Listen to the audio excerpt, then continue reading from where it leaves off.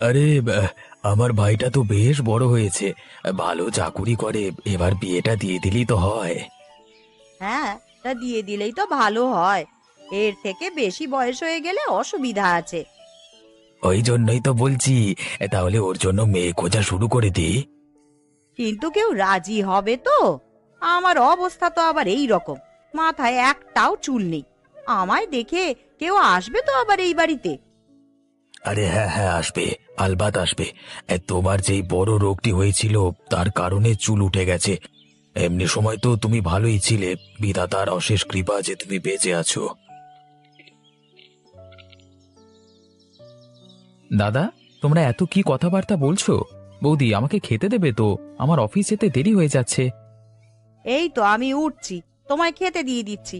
আরে মাফ করো গো, মনে ছিল না। আমি ভেবেছিলাম আজকে তোমার অফিসের ছুটি।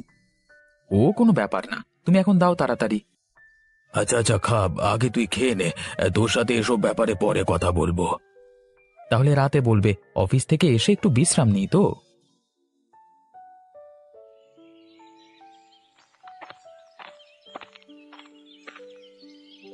আরে প্রশান্ত, তুই কখন এলি? আমি তো দেখতে পাইনি রে। এই তো মাত্র এসে দাঁড়ালাম গো। দেখলাম তুমি কাজ করছো, সেটা দেখছিলাম আর কি। এখন কি আর দেখবি বাবা, বয়স হয়ে গেছে, ভালো করে কাজ করতে পারি না। যখন যুবক ছিলাম তখন দেখলে বুঝতে পারতিস, এমন ক্ষমতা ছিল শরীরে। হ্যাঁ, না গো কাকা, এই বয়সেও যে তোমার এত ক্ষমতা আছে সেটা ভেবেই অবাক লাগে। এখন মাথার উপর অনেক চিন্তা রে। মেয়েটা প্রায় 30 বছর হয়ে গেল, এখনো বিয়ে দিতে পারলাম না।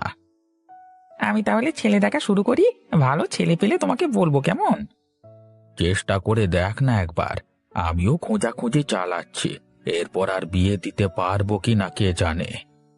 আরে তুমি চিন্তা করো না, আমি তোমার মেয়ের জন্য ভালো সম্বন্ধ এনে দেব, ছেলে ভালোই হবে। তোর উপর আমার বিশ্বাস আছে রে, জানি তুই কোনোদিন খারাপ চাস না, তাই তো এত কিছু বলি। আমি যদি বিয়ে ঠিক করে দিতে পারি, তাহলে ফুচকার দায়িত্বটা কিন্তু আমার কাছেই আসবে। হ্যাঁ রে বাপু, হ্যাঁ, তুই ও নিয়ে চিন্তা করিস না। আমার যে ভালো করে, আমিও তার ভালোই করি। এবার আমাকে কাজ করতে দে, এমনি আস্তে আস্তে কাজ করছি। হ্যাঁ, তুমি কাজ করে নাও, আমিও বাড়ি গিয়ে ফুচকা তৈরি করব, বিকেলে বেরোতে হবে তো। ওমা, আজকে আর বিদ্যালয়ে যাব না, আজকে একদম ভাল লাগছে না আমার। একদম চুপ করে থাকবি তুই। চুপচাপ বিদ্যালয়ে চলে যাবি, বুঝেছিস? কাকা বেরোচ্ছে, তুই চলে যাস। বৌদি, ও তো ছোট, অত বকাবকি করো না, ছোটদের বুঝিয়ে বলতে হয়। মোহন ওরকম করে না। তোমাকেও তো বড় হয়ে আমার মতো চাকরি করতে হবে, তার জন্য পড়াশোনার দরকার। তুমি জানো না, থেকে থেকে তোমার ভাইপো কেমন ফাঁকিবাজ হয়ে যাচ্ছে। এবার একটু শাসন না করলে হবে না, ফলটা ধরতে হবে। মা, আমি তো রোজ রোজ পড়তে বসি, একদিন বলেছি স্কুলে যাব না, তার জন্য কি এমন হবে? দেখ, এখনো ভালোই ভালোই বলছি, চুপচাপ স্কুল চলে যা। এবার যদি আমি কঞ্চিটা বের করি তাহলে কিন্তু খুব খারাপ হয়ে যাবে। বৌদি, রান্নাঘর থেকে আমার টিফিনটা নিয়ে এসো তো, আমি আনতে ভুলে গেছি। আচ্ছা, আমি এনে দিচ্ছি, তুমি দাঁড়াও। মোহন, আজকে স্কুলে যা, না হলে পিঠে কঞ্চির বাড়ি পড়বে, আমি বুঝতে পেরে গেছি।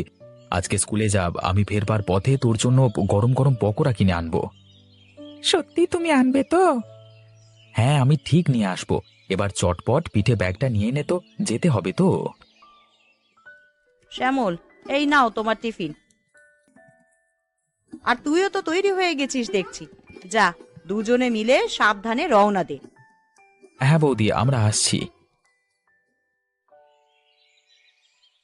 ব্যাস, রান্না মোটামুটি শেষ হয়েছে। এবার মাছ ভাজলেই দুপুরের খাবার তৈরি হয়ে যাবে। মেয়েটাকে বরং মাছটা ভেজে নিতে বলি, কোমরে খুব যন্ত্রণা হচ্ছে, একটু বিশ্রাম নিতে হবে। মোহিনী, কোথায় গেলি রে মা? একবার রান্নাঘরে আয় তো।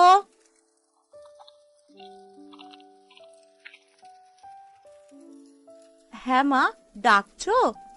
হ্যাঁ রে, এই এত কিছু রান্না করলাম তো কোমরে বড্ড যন্ত্রণা হচ্ছে, তাই মাছ কটা তুই একটু ভেজে দে। আচ্ছা ঠিক আছে, আমি ভেজে দিচ্ছি। এমনিতেও তো এবার শ্বশুরবাড়ি গিয়ে সমস্ত কাজই করতে হবে। তোর তো অনেক বয়স হলো, এবার বিয়েটা দিয়ে দিতে হবে। সেটা তোমরা দেখো, এখানে তো আমার কিছু বলার নেই। শুধু বলবো আমি যেখানে যাব তা যেন একা সংসার হয়, এইটুকুনি দেখো। বাবাকে যেমন সবার থেকে দূর করে দিয়েছিলে, সেই রকম পরিস্থিতি আমি আর চাই না। কেন রে, একা সংসারে কি আছে? একা সংসার করলে সুখ শান্তি বেশি পাওয়া যায়, নিজের বশ মতন সবকিছু করা যায়। সবাইকে নিয়ে থাকলে সেটা হয় না, আর আমি অপমানিত হতেও চাই না। সবাইকে নিয়েই মানিয়ে গুছিয়ে চলতে হবে রে মা, ওইভাবে বলে না। আচ্ছা, সে না হয় আমি চেষ্টা করে দেখব। এখন মাছগুলো আমাকে ভাজতে দাও, আবার একটু পরেই বাবা চলে আসবে। আচ্ছা ঠিক আছে, তুই বরং কাজগুলো করে নে, আমি ঘরে গেলাম রে, একটু বিশ্রাম নেব। আর মাছ ভাজা হয়ে গেলে সবকিছু চাপা দিয়ে দিস। হ্যাঁ গো, আমি সব করে দেব, তুমি যাও। গিন্নি, কাজ সব শেষ হয়ে গেছে বুঝলে। এবার আমি নদীতে নাইতে যাচ্ছি, আমার গামছাটা একটু দাও তো। কেন গো, তুমি গামছাটা নিজে এসে নিতে পারছো না? দেখছো তো আমি কাজ করছি। আমি গিয়ে তেল মেখে নিয়েছি, ওই জন্যই তোমাকে বলছি, তেল গায়ে আর ভেতরে প্রবেশ করব না। এই নাও ধরো। কাজের সময় এত জ্বালাতন ভালো লাগে না। যাও, তুমি স্নান করে এসো, দুপুর তো হয়ে এলো। হ্যাঁ, আমি যাচ্ছি।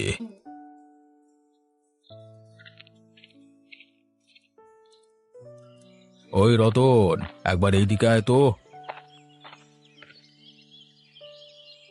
হ্যাঁ খুড়ো, বলো কি বলবে। তোর কাজকর্ম কেমন হচ্ছে বল। জি, কাজকর্ম একদম ভালোই চলছে। আর কিসের জন্য ডাকলে সেটা বলো, দুপুর হয়ে গেল তো, আবার স্নান করে বাড়ি ফিরতে হবে। যা বলবার একটু তাড়াতাড়ি বলো না। কথাটা হচ্ছে তোর ভাই শ্যামলকে নিয়ে। ওর তো বিয়ের বয়স হয়ে গেছে, ভালো চাকুরি করে, বিয়ে দিবি তো এবার। হ্যাঁ, সেসব চিন্তা ভাবনাই করছিলাম, কিন্তু কেন বলো তো। না রে, তেমন কিছু নয়। পাশের গ্রাম অর্থাৎ জয়দেবপুরে আমার বন্ধুর মেয়ে, মানে দেখতে ভালো, বিয়ে হয়নি এখনো।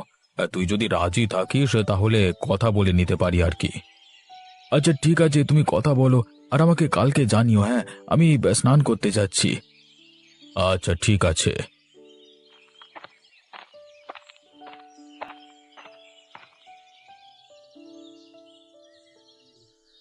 মোহিনী, তোর মায়ের কি হয়েছে রে? এই সময় তো তোর মা শুয়ে থাকে না। আরে আমার কিছু হয়নি গো, তোমার বউ মরে যায়নি, অত চিন্তা করার কিছু নেই।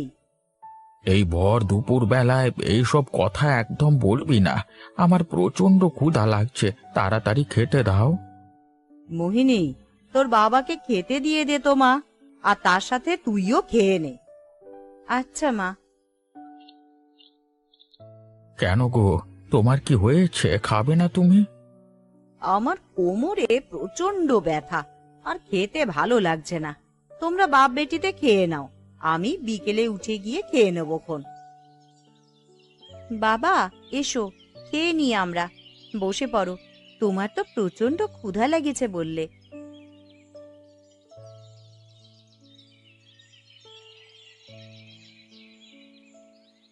খাবারগুলো সুস্বাদু হয়েছে। আর হ্যাঁ, মোহিনী, তোর জন্য পাত্র খুঁজছি। হ্যাঁ, বিয়েটা এবার করে নিবি, আর বয়স হয়ে গেলে না হলে বিয়ে দিতে পারবো না। আচ্ছা ঠিক আছে, তুমি পাত্র দেখো, ভালো একটা পাত্র হলে আমি বিয়ে করব। আমরা তোর ভালোই চাই, ভালো ছেলের সাথেই তোর বিয়ে দেব। এখন খেয়ে নে, আমি উঠলাম। হ্যাঁ, হয়ে গেছে আমার, এবার আমি ঘুমাবো। নরেশ, বাড়িতে আছিস? নরেশ। হ্যাঁ হ্যাঁ, যাচ্ছি, একটু দাঁড়ান। বাবা, বিকেল হয়ে গেছে, আমি বুঝতেই পারিনি। নরেশ, কোথায় গেলি? আরে বাবা, কি হয়েছে? আরে আরে তারক, তুই? আমি তো ভাবতেই পারিনি তুই এ সময় আসবি। আয় আয়, ভেতরে আয়, ভেতরে আয়। তোর বাড়িতে এ সময় আসবার কারণও আছে, শুধু শুধু আসিনি। বাবা, ইনি কে? আগে তো আমাদের বাড়িতে কোনোদিনও আসেনি। এটা আমার বন্ধু রে, তুই দেখবি কি করে, আমাদের বাড়িতে আসে কবে? কাকু, আপনি বসেন, আমি আপনার জন্য শরবত করে নিয়ে আসছি। যে কারণে তোর কাছে আসা, আমাদের মাধবপুর গ্রামে আমারই জানাশোনা একটা ভালো ছেলে আছে, তোর মেয়ের সাথে বিয়ে দিবি? এই ছেলে কি করে? বাড়িতে কে কে আছে? ছেলে তো সরকারি চাকুরি করে। বাড়িতে আছে ওর দাদা রতন, বৌদি আর ভাইপো। বৌদিটার অসুখের জন্য চুল উঠে গেছে, এক প্রকার বলতে পারো টেকো, কিন্তু খুব ভালো ওরা। কাকু, এই নাও শরবত খাও। তাহলে তুই কি ঠিক করলি, বিয়ে দিবি? আমার মতে দিয়ে দেওয়াই ভালো, চাকরিজীবী ছেলে পাওয়া যায় না। হ্যাঁ, তুই ওদেরকে একটু জানিয়ে দিস আমরা এই বিয়েতে রাজি আছি। আমাদের মেয়েটাও তো দেখতে শুনতে কম নয়। আচ্ছা ঠিক আছে, আমি জানিয়ে দেব। কিন্তু বৌদিকে কই দেখতে পাচ্ছি না তো, বাড়িতে নেই নাকি? মায়ের শরীরটা ভালো নয়, ঘরে শুয়ে ঘুমাচ্ছে। ও বাবা, আচ্ছা আমি তাহলে আজকে উঠলাম। হ্যাঁ, সন্ধে হয়ে গেল তো, বাড়ি যেতে যেতে রাত হয়ে যাবে। আচ্ছা ঠিক আছে, সাবধানে যাস কেমন, আর ওদেরকে বলে দে আমরা রাজি।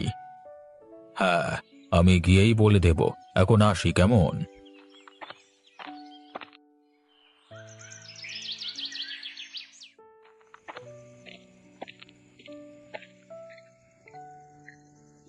আরে তারক কাকা, কোথায় গিয়েছিলে গো? আরে তোকে বললাম না, মেয়ে আছে একটা ভালো, ওর বাবার সাথে কথা বলে এলাম, ওরা রাজি, বুঝলি? তা তোরা রাজি হয়ে গেলেই সবকিছু হয়ে যাক।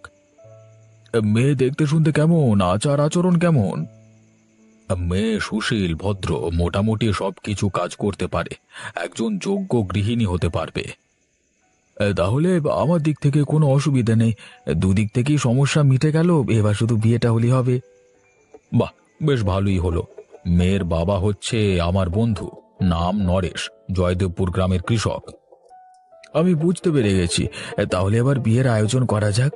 কাকা, তোমায় কিন্তু থাকতে হবে, তুমি না থাকলে বিয়ে বাড়ি জমবে না তো।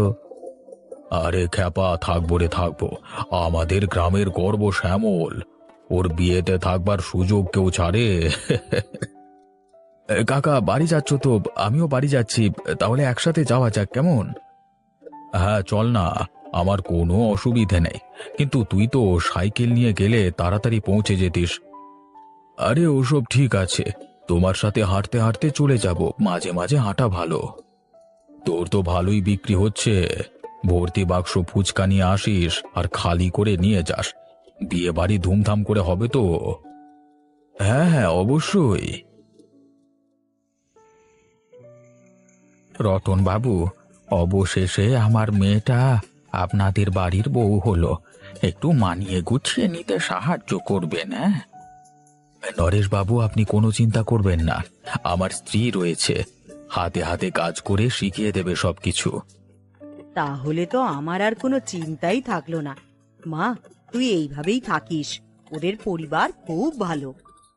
চলো, এবার বাড়িতে যেতে হবে তো, গিয়ে খাওয়া দাওয়া আরো বাকি কত কাজ আছে। মোহিনী, বৌদি কি বলছে, সাড়া দাও। হ্যাঁ, বলুন কি বলছেন, আমি ঠিক শুনতে পাইনি, তার জন্য মাফ করবেন। এ বাবা, এর জন্য তুমি আবার মাফ চাইছো কেন? আরে এবার তো আমরা একই সংসারে থাকবো, দুজনকেই মানিয়ে চলতে হবে। মোহিনী, এই হচ্ছে তোর যা, দিদির নজরে দেখবি, তোর থেকে বড়, কথা শুনে চলবি, বুঝেছিস? আশা করছি ভালোভাবে সমস্ত দায়িত্ব পালন করবে মোহিনী, সকলের সাথে মিলেমিশে থাকবে। আচ্ছা এবার চলো দেখি, দেরি হয়ে যাচ্ছে, রাত হচ্ছে তো। হ্যাঁ বাবা, তুমি নিয়ে যাও, আমরাও আস্তে আস্তে বাড়ির দিকে যাই।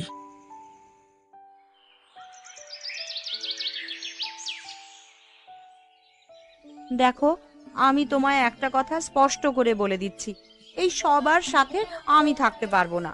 আবার তোমার ওই বৌদি, তার মাথায় তো আবার একটাও চুল নেই, আমি গ্রামে গেলে মুখ দেখাবো কিভাবে বলো তো?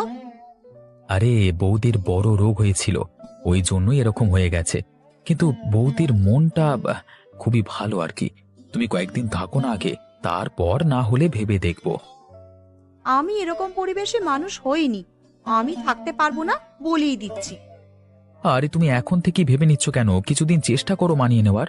তোমায় দেখতে শুনতে সুন্দর, কিন্তু মনটাকেও তো সুন্দর করতে হবে। কি বলতে চাইছো কি তুমি?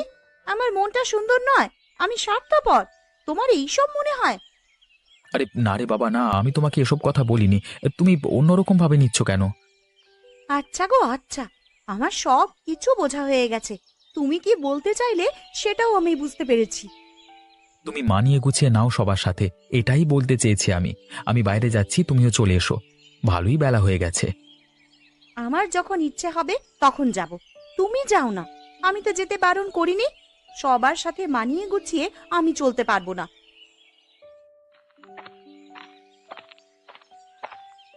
ওই তো ওখানে একজন বসে আছে, ওনাকে গিয়ে জিজ্ঞাসা করি ফুচকা তৈরির জন্য পাম তেল কোথায় পাওয়া যাবে। দেখে তো মনে হচ্ছে বয়স্ক, নিশ্চয়ই জানবেন। যাই গিয়ে জিজ্ঞেস করি। কে আপনি? আপনাকে তো এই গ্রামে দেখিনি, নতুন নাকি? আরে না না, আমি জয়দেবপুরের বাসিন্দা, ফুচকা বিক্রি করি। আমাদের ওখানে আজকে কোনো দোকান খোলেনি, তো ফুচকা তৈরির জন্য পাম তেল লাগবে। এই গ্রামে কোথাও পাওয়া যাবে? হ্যাঁ, এটা হলো গ্রামের শুরু। আর একটু এগিয়ে যান, গিয়ে দেখবেন একটা মুদিখানা দোকান পাবেন। ওই দোকান থেকে আপনি পাম তেল পেয়ে যাবেন। হ্যাঁ, আপনাকে অসংখ্য ধন্যবাদ। না হলে আজকে ফুচকা বিক্রি করাই বন্ধ হয়ে যেত। আপনাদের জয়দেবপুরের মেয়ের সাথে আমাদের গ্রামের ফুচকাওয়ালার ভাইয়ের বিয়ে হলো তো। ছেলেটা চাকরি করে। হ্যাঁ, আপনি কি মোহিনীর কথা বলছেন? হ্যাঁ, আমি ওনার কথাই বলছি। মেয়েটা দেখতে শুনতে খুবই ভালো, যেমন কথাবার্তা তেমনই ব্যবহার। আমি তো শুনেছিলাম রতন ফুচকাওয়ালার স্ত্রী টেকো, ওর ভাই চাকরি করে ওনার সাথে বিয়ে হয়েছে, সংসার গেল। কেন, কি হয়েছে? দেখে তো মনে হলো সবকিছু ভালোই। হ্যাঁ, দেখতে ভালো, আচার আচরণ ভালো, সেটা সবার সামনে। হ্যাঁ, একসঙ্গে সংসারও করতে চায় না। ওই মেয়ের জন্য আমি ছেলে দেখেছিলাম, হঠাৎ বিয়ে হয়ে গেছে, আমি তো জানি না। আমাদের রতন ফুচকাওয়ালার স্ত্রী খুব ভালো। হ্যাঁ, দেখতে অতটা ভালো নয়, কিন্তু মনটা খুবই ভালো। সবকিছু সামলে নেবে, এই ক্ষমতা রাখে। সামলাতে পারলেই তো ভালো, না হলে সংসার আলাদা হয়ে যাবে। আমাদের গ্রামের সকলের বিশ্বাস, সবার সংসার আলাদা হলেও টেকো বউয়ের সংসার আলাদা হবে না। ওদের মধ্যে একটা আলাদাই বন্ধন। সেটা ওরা বুঝবে। ঠিক আছে, আমি এলাম। হ্যাঁ, অসংখ্য ধন্যবাদ আপনাকে।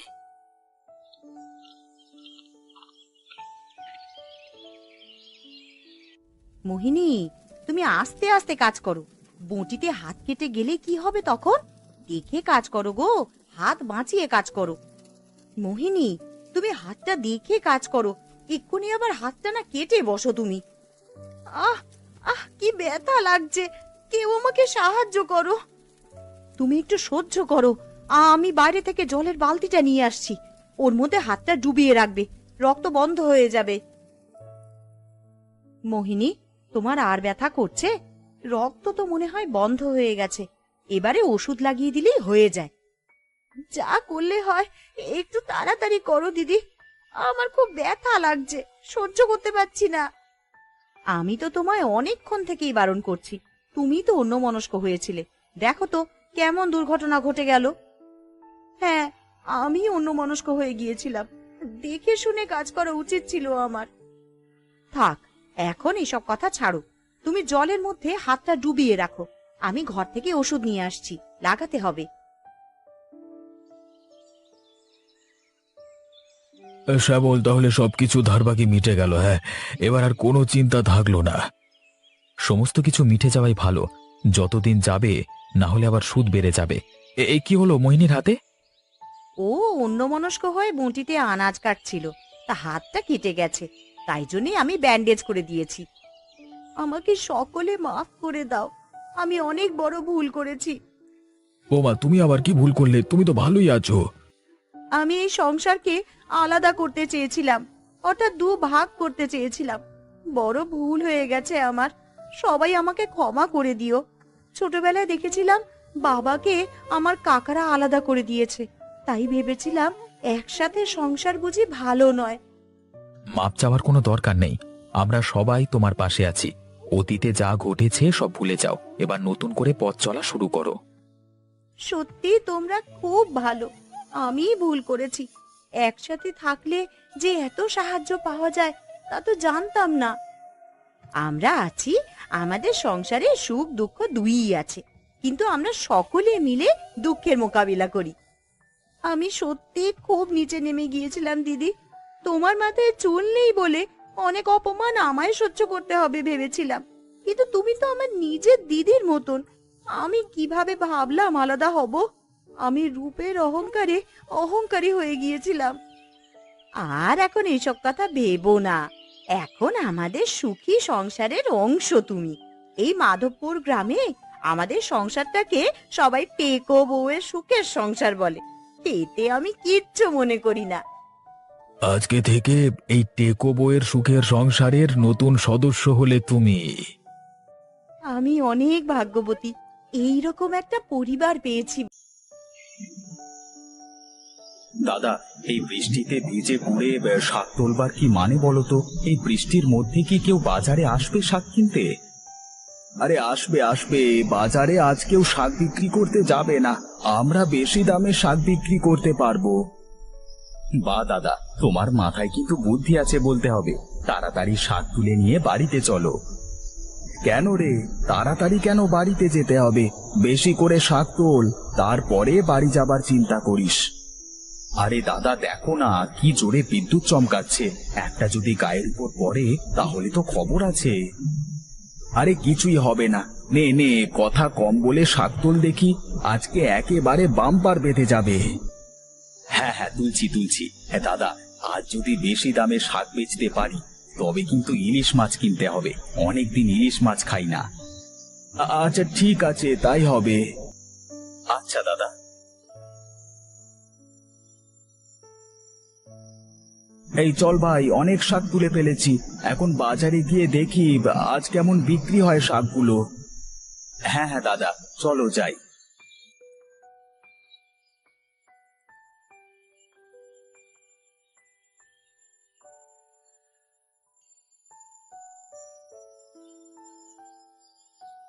দাদা দেখো, বাজারে কোনো দোকানই আসেনি। এক কাজ করি, চলো ওই ছাউনির নিচে গিয়ে বসি। বাইরে দাঁড়িয়ে ভিজে কোনো লাভ নেই। আচ্ছা আচ্ছা, তাই চল, ছাউনির নিচেই চল তাহলে।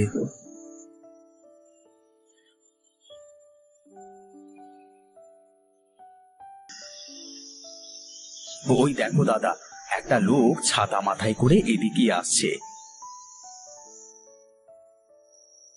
হ্যাঁ হ্যাঁ, এবারে মনে হয় বউনিটা হবে রে।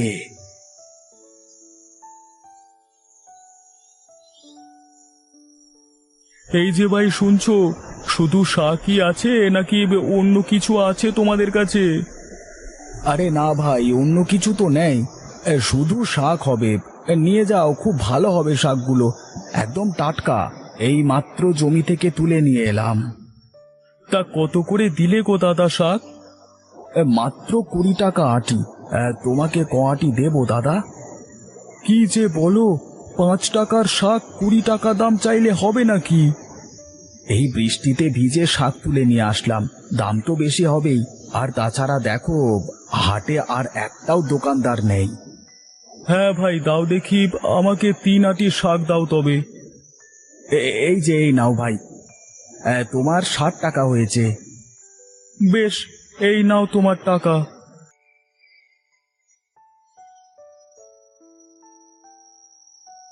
বা দাদা, এক আটি শাক 20 টাকায় বিক্রি করা মানে তো বেশ ভালো ব্যাপার গো। এভাবে চললে তো আমরা খুব তাড়াতাড়ি বড়লোক হয়ে যাব। হ্যাঁ হ্যাঁ, তা তো হবই। একটা কথা ভালো করে শুনে নে, আমরা যে এই বৃষ্টির মধ্যে এত দামে শাক বিক্রি করছি, এটা যেন কেউ না জানে, বুঝলি? আচ্ছা দাদা, আমি কাউকে বলবো না এই কথা। এই কথা 5 কান হলে বাজারে আরো লোক শাক নিয়ে আসবে, তখন আর বেশি দামে বিক্রি করতে পারবো না, বুঝলি? হ্যাঁ গো দাদা, আমি বুঝেছি।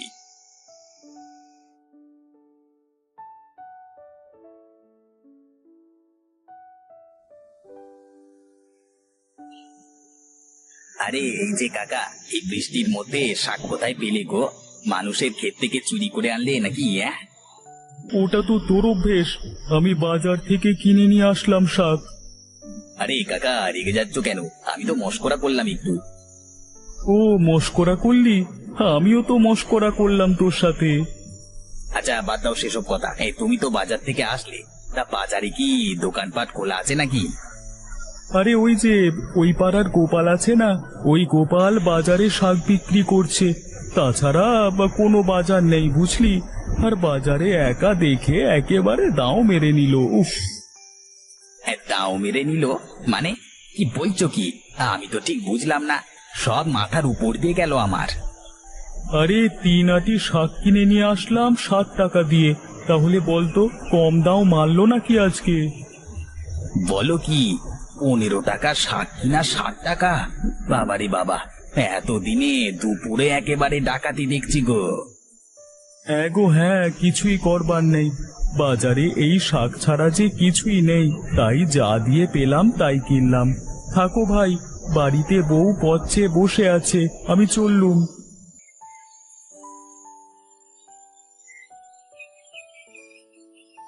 ওরে সালা, এবার পেয়েছি একটা বুদ্ধি। এই বৃষ্টির মধ্যে ব্যবসা করে নিতে হবে। যাই দেখি, কারোর কাছ থেকে শাকের ক্ষেত ধরে কিনে নিতে হবে।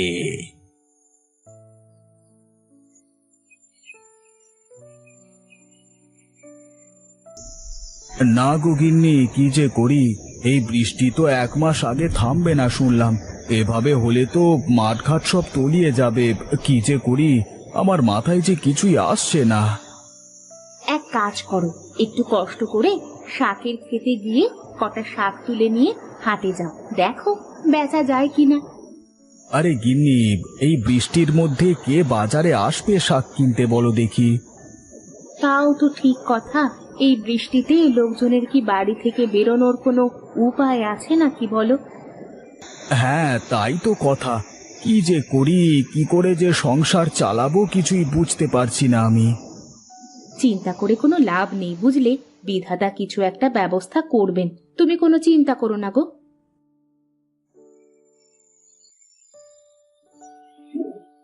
আরে নগেন ভাই, তুমি এখানে যে? কেন রে, তুই আমার ভাইয়ের মতো, আমি কি তোর বাড়িতে আসতে পারি না নাকি? পারবে না কেন? আসতে পারবে, কিন্তু তুমি তো আর এমনি এমনি আসোনি। এখানে কি কাজে এসেছো সেটাই আর কি জানতে চাইছিলাম একটু, তাছাড়া আর কিছু না। দাদা, আপনি ওপরে উঠে আসুন তো দেখি। না না, আমি এখানেই ঠিক আছি।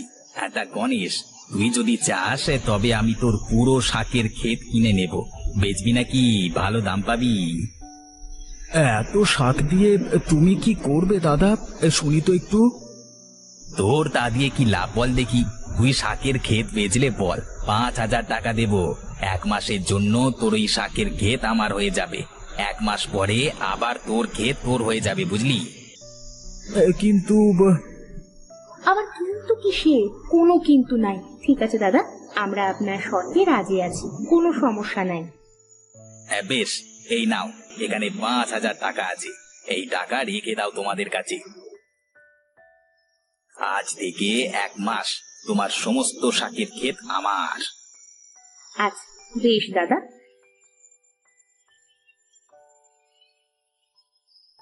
গিন্নি, এই কাজ করা কিন্তু একদম ঠিক হলো না। ওই বেটা কিন্তু বড্ড ধরিবাজ।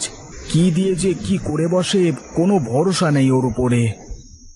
আরে তুমি কোনো চিন্তা করো না, ও কি করবে? আমাদের জমি সব শাক তুলে নেবে, তা নিক না। এতে আমাদের কি ক্ষতি বা হতে পারে? ওই সব শাক বেচেও তো এত টাকা পেতাম না। ওটাই তো ভয়ের কারণ। ও কেন এত টাকা দিয়ে 1 মাসের জন্য আমাদের জমি কিনে নিয়েছে? চিন্তা করো না গো, দেখবে এই টাকা দিয়ে আমাদের ভালোভাবে চলে যাবে। হ্যাঁ হ্যাঁ, দেখা যাক কি হয়।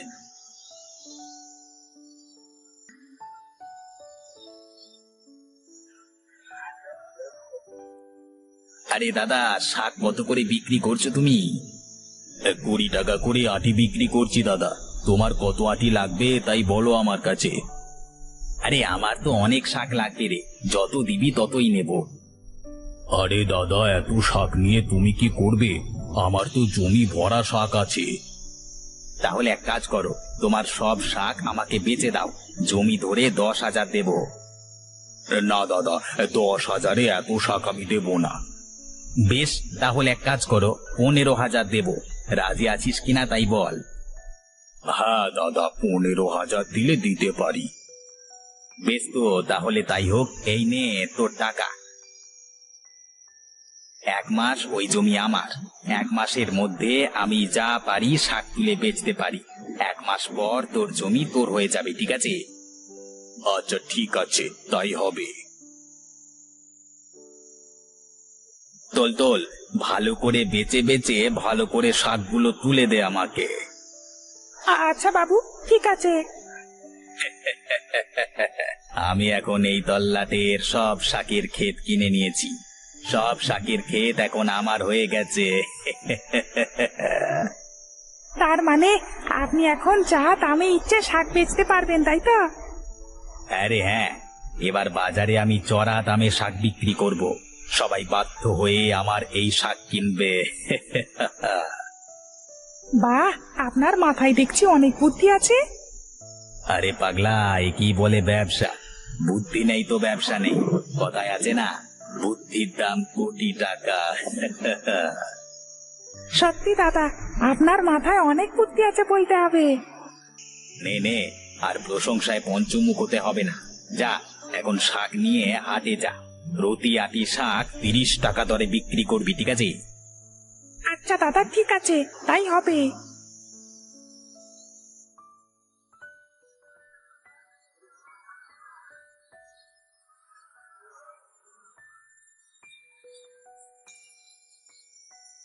দাদা আসুন, দাদা আসুন, নিয়ে যান শাক, নিয়ে যান শাক, শাক একদম টাটকা শাক নিয়ে যান।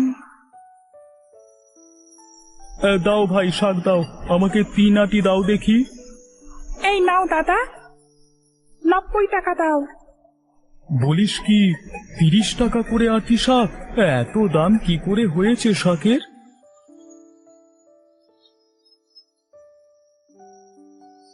শাকের দাম তো বাড়বেই। এই বেটা আমাদের ধোকা দিয়ে আমাদের সবার শাকের জমি শুদ্ধ কিনে নিয়েছে, আর এখন চড়া দামে বাজারে বিক্রি করছে। তা আমি কি করে তোদের ধোকা দিয়েছি? আমি তো ব্যবসা করছি, আর আমি তোদের শাকের বেশি দাম দিয়েছি। এখন বেশি দামে না বেচলে আমি লাভ করব কি করে বল? তাই বলে কি এত দামে বেচবে তুমি শাক? কেন, তুই যখন মানুষের দুর্বলতার সুযোগ নিয়ে 20 টাকা আটি শাক বিক্রি করছিলিস, তখন এ কথা মনে ছিল না? আমি তোদের শিক্ষা দেওয়ার জন্য এই কাজটা করেছি।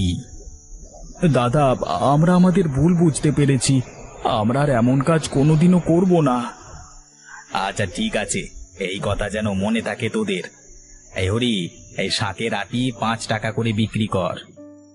তাহলে তো আমাদের লোকসান হয়ে যাবে। না দাদা, এই নিন আপনার টাকা। আমাদের জমি আমাদের ফিরিয়ে দিন। আমরা আপনাকে কথা দিলাম, আমরা আর এমন কাজ কোনোদিন করব না। আচ্ছা বেশ।